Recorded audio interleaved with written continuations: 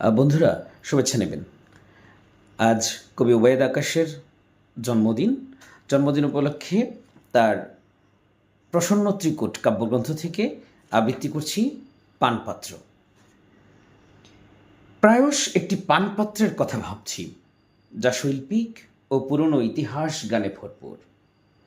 এবার তার একটি আত্মকাহিনীর রচনাকার হতে চাই। এই ধরো, আমি একটি পানপাত্র, হঠাৎ প্রেমিকার কাছে প্রত্যাখ্যাত হয়ে যখন তখন তোমরা আমাকে সোৎসাহে ভরিয়ে তুলে মুহূর্তে নিশ্চিহ্ন করে দাও। আবার খুনের পর খুন, জয়ের পর জয় সুনিশ্চিত করে আমাকে ছাড়া তোমাদের অকারণ বর্ষিত রক্তের হাসি কখনো স্তব্ধ হবে না। আমি একটি পানপাত্র, রাজরাজরার প্রাসাদ ষড়যন্ত্র